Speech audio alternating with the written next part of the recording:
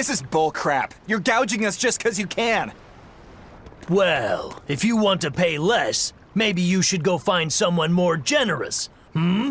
Looks like they're at it again.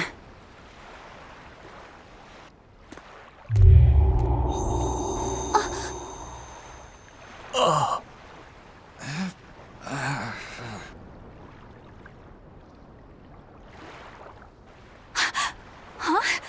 What's happening? Benwick, snap out of it! Benwick! Huh?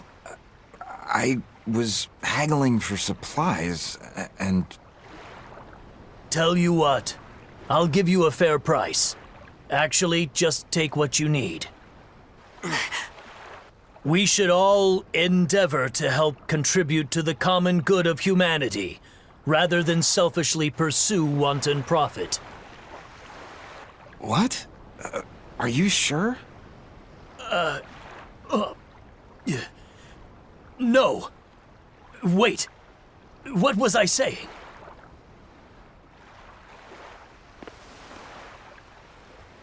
You felt that too, didn't you, kiddo? Yeah. It disappeared, but I felt a strong force coming from somewhere to the north. It's called a domain. A Moloch zone of influence. Wait, if it's north of here, then... The Empyrean's throne? Did that happen because of something Innominat and Artorias did? I don't know. I've got a bad feeling about this. We should get far away from here, and quickly.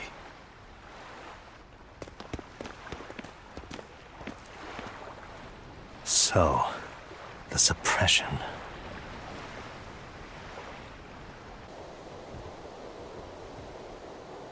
All right, we're safely on the rolling waves.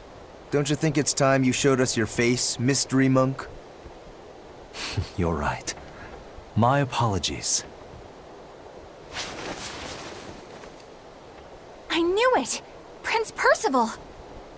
Percival Ilmid Asgard, crowned prince and heir to the throne of the Midgand Kingdom. So he's next in line, is he? It looks like someone already had me figured out. Yes, Your Highness. I could tell from your fragrant wood scent, as only the royal family may wear it. But if I may ask, why? Must I explain myself to gain your aid? I myself could ask what an exorcist is doing consorting with members of the underworld. I don't... It doesn't matter why you're here. On this ship, you're here for us to use to our advantage. Treat me as you will. It's not like I can ever go back.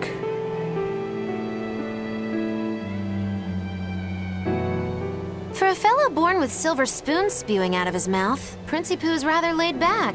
Prince Percival is an upstanding man, renowned for both his intelligence and his fair, just demeanor. It's widely believed that with him on the throne, Midgand's prosperity will continue and... Look, I played dumb earlier, but I smelled that scent too. He wore it for us to notice. He wanted us to know just what sort of position he held, and how useful he could be to us. He surprised me, at least. Do you think we're being led into another trap? We definitely can't take that possibility off the table. When the time comes, he'll make a good hostage, if nothing else. Not if the ones we face are after his life too. For now, let's just make sure we keep an eye on him. The prince. He said he couldn't go back. I wonder why.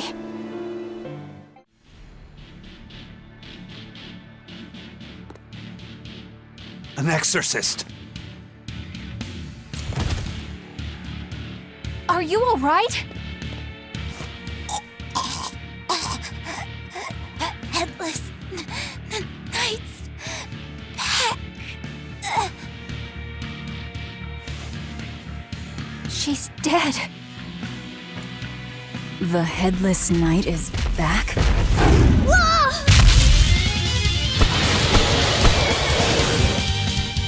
Think this is the demon that attacked her? Another prison riot?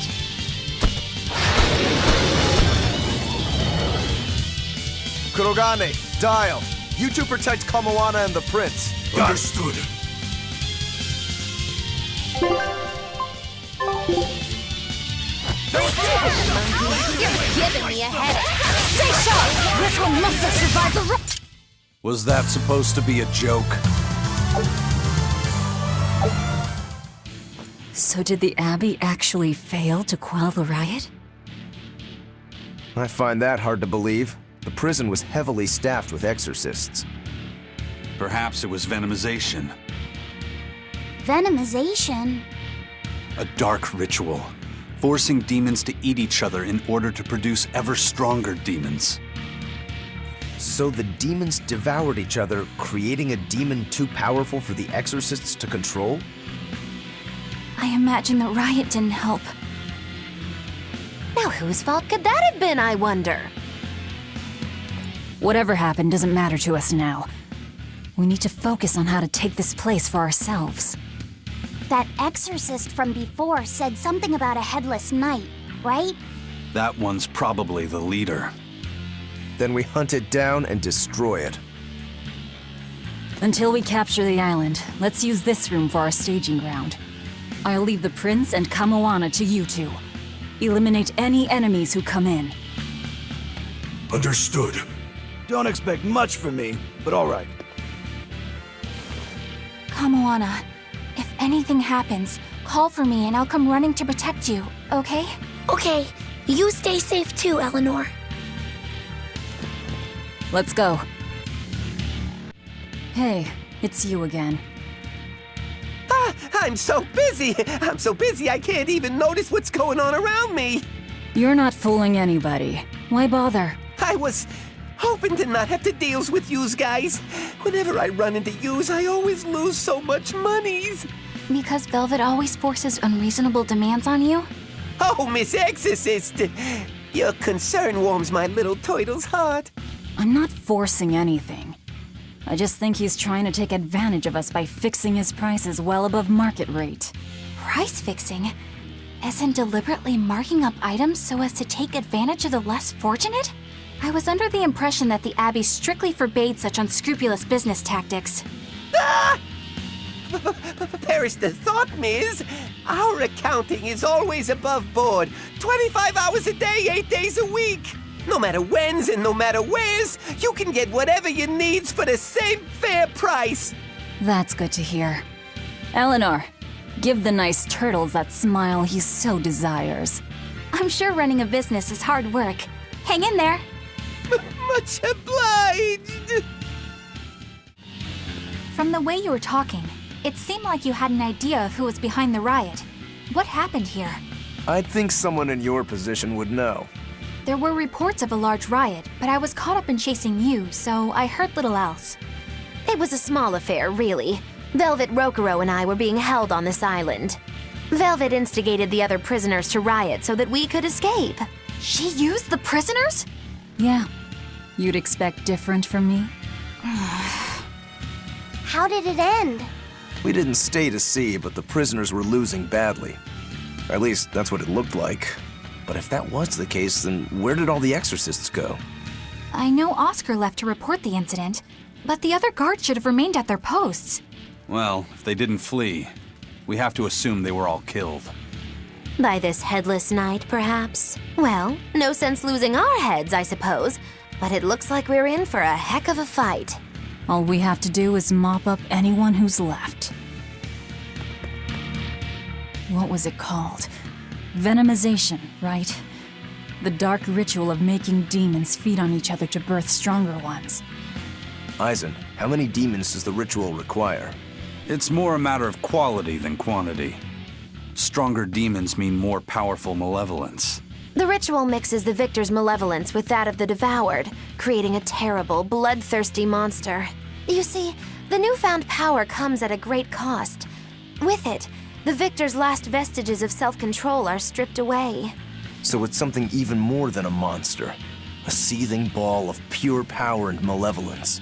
Roguro, don't tell me you're considering it for yourself. Of course I am. I'll consider anything that can make me stronger. You cannot be serious! What's there to be so surprised about? Well, look at Velvet. She's already eaten countless demons. You're ridiculous! He's right. If it helps me find my vengeance, I don't care. Velvet! Velvet! Wait, are you really going to do it? Relax, it's not gonna happen. Becoming a monster wouldn't bother me. But when I defeat my rival, I have to be myself for it to mean anything. It's the same for Velvet. It is? Besides, if I kill a previous victor of the ritual, I'll have proved myself strong enough not to need the extra power. You're ridiculous.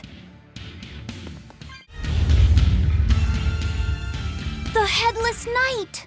He must be the product of the venomization. Well, he definitely looks vicious enough. Not as vicious as our Velvet, though.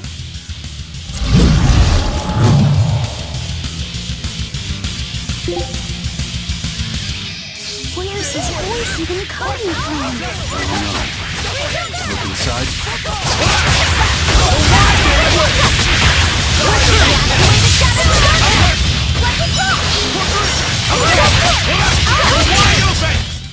Well, that takes care of that. Yeah. I feel something again. More malevolence? No, another Earth Pulse point. It must be on this island. I sense it too. It's very close. Directly underneath us, I would guess.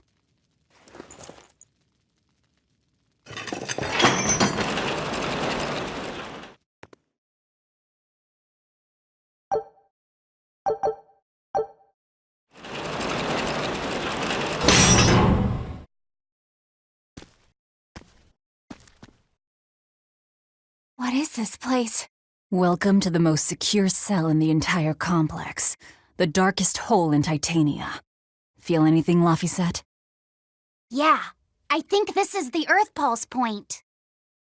If this cell is where the Earth Pulse point is, then does that mean it housed a Therian? Yeah. And a real hungry one at that. Every day, they would toss demons into its cell. It would devour its fill, then wipe the blood from its lips. Never once realizing it was delivering to Inominat the malevolence of hundreds of demons and prisoners. And then one day, there appeared before it a female Moloch, who shattered the barrier and freed the Therian from its cage. But the Therian knew no mercy, and it devoured its liberator. And it was then...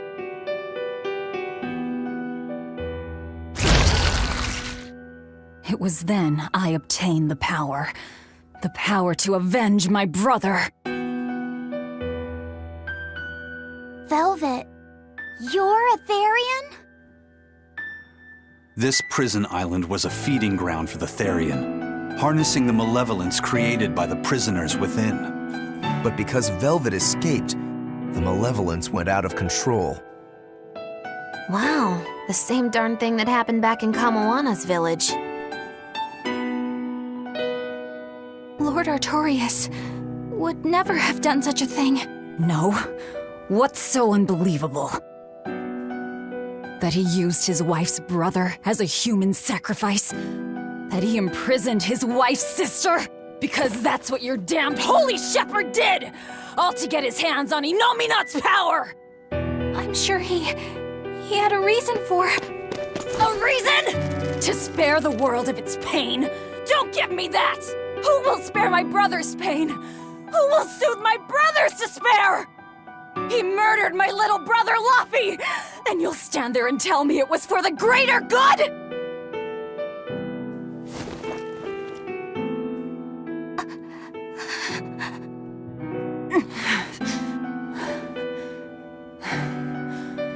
At any rate, that's one less Therian for us to track down. Velvet.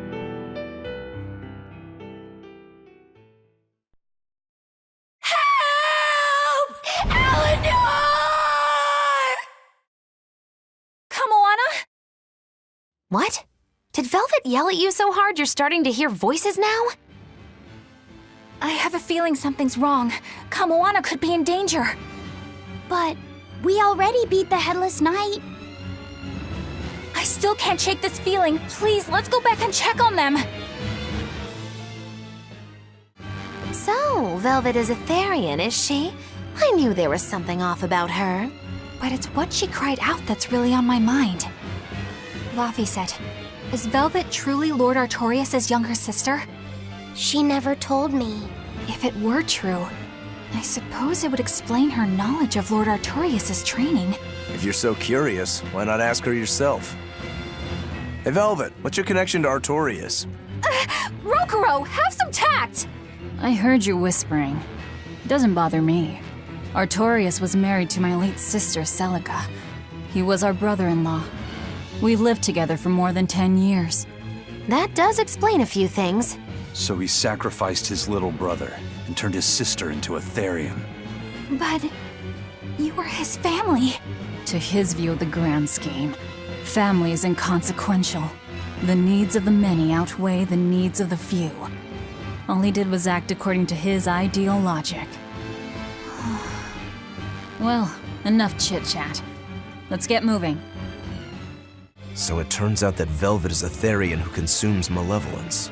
And too much malevolence is what changes people into demons. Strong enough malevolence can persist after the person who created it dies, turning their corpse or spirit into a raging monster. That's how undead and phantom demons come about.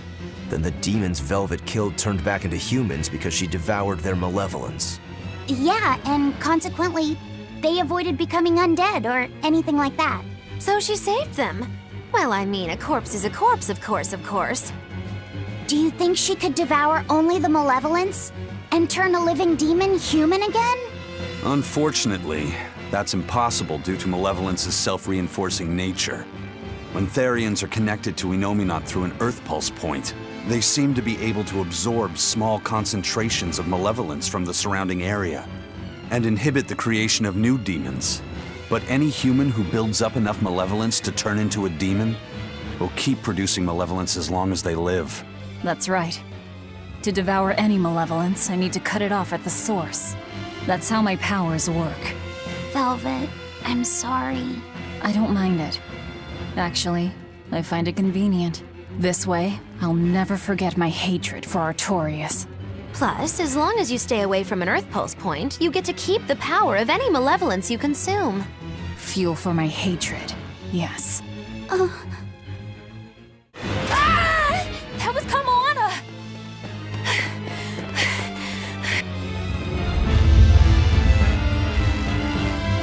Kamoana!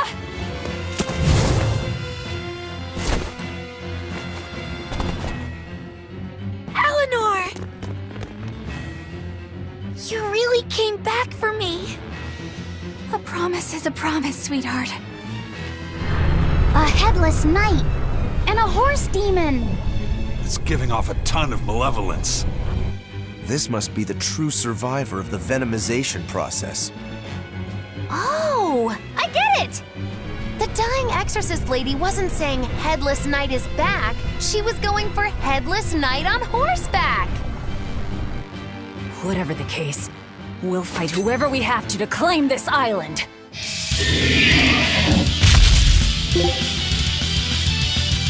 Now I can't help but wonder how... Ready to die? Think you can dodge? Just try. Perfect mayhem! How's that? Blast them! Gaze upon my fiery needle! Double hit!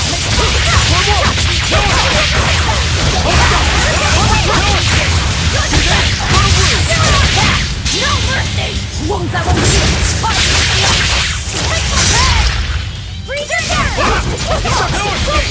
No escape! Hurricane! No escape! Wide open!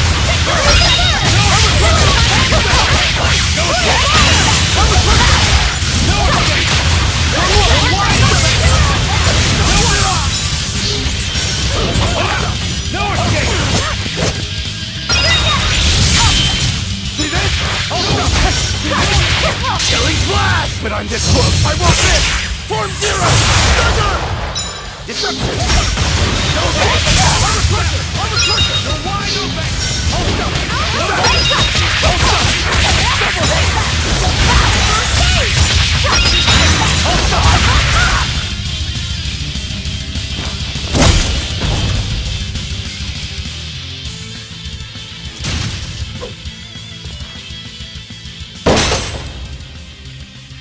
That's venomization, all right. Definitely stronger than that headless lump of armor. I beg your pardon? Not you. The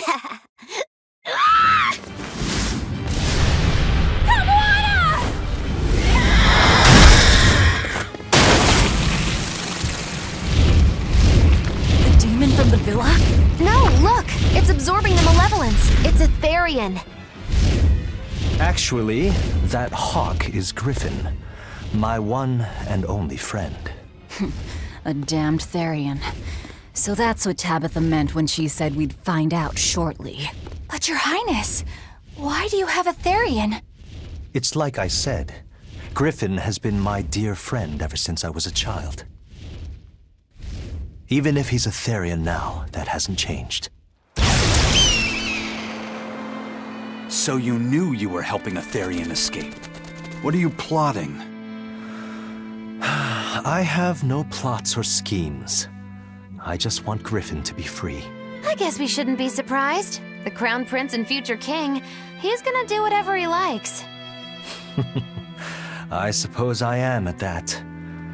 But if I am, it's the first time I've ever been allowed a choice of my own. When you're a prince, you're not a person. You're an institution, one designed to serve the state and its people. Say, for instance, you're doing your law studies and your back suddenly itches. What do? I mean, I'd scratch it. Who wouldn't? When I did that, my tutor gave me a whipping so hard the blood ran down my back. The reason being that I prioritized a personal feeling, that is to say my itch, over my studies in service of the state. Seeing Griffin lay claim to the skies let me imagine my own freedom. It was my lone solace over the years. But then, he turned out to be responsive to Innominat's power. I take it the Midgand royal family is well aware that the Abbey is creating Therians. Of course. How could we not? The kingdom offers unequivocal support to Shepherd Artorius' vision of reason and will. Even so, if there was one thing I could never permit, it was seeing Griffin locked up and unable to fly. Never. I tricked the Exorcist on guard and disabled the barrier. But then Griffin attacked the Exorcist and killed him. That's why you said you could never go back. They can overlook a single dead exorcist, but with a Therian removed, malevolence will engulf the capital. I knew full well what I was doing. And yet, I couldn't watch my friend's life be stripped away. Your Highness. He chose a single bird over the world. Why do you think that birds fly? That's what Lord Artorius asked me. My anatomy book says birds can fly because their bones are light and their wing muscles are enormously strong. Birds fly because a bird that cannot fly is no bird at all. That's what I think.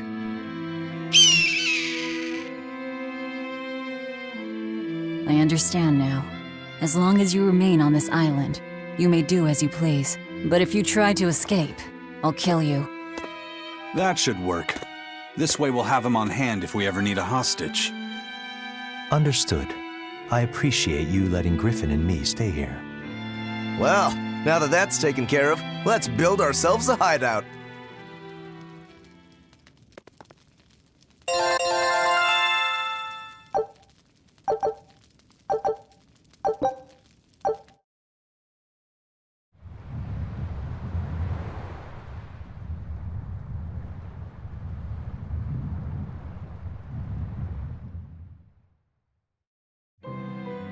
Hey, Velvet, do you know where Eleanor is? Wasn't she just playing with you? Yeah, but then she left. I'm worried because she looked pretty sad. Can you go find her? Why me? All right, fine. Just don't cry on me, okay?